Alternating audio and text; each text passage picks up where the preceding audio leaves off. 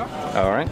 So another cool thing is this manual settings menu, and what's cool about this is we've brought to the, to make it super easy for anyone who wants to take more advanced control of their camera features. So for example, I could change the white balance, and it visually changes on the screen, so it could tell you, it essentially makes you a better photographer. It lets you know that increasing the white balance is going to, change the complete composure of the picture.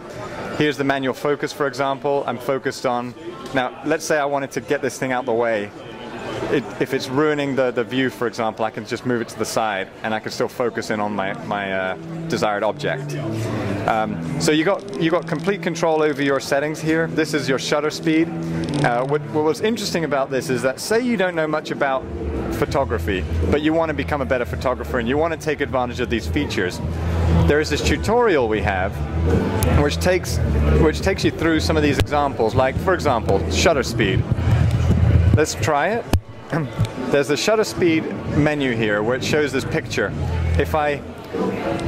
Here's 1/1000, so really super short exposure.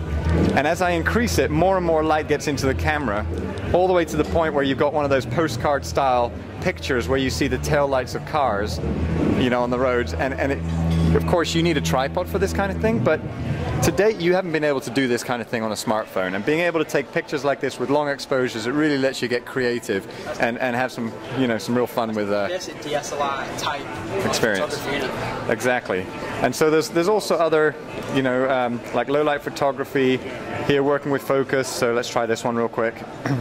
So it shows you how autofocus, it just chooses the object you picked out.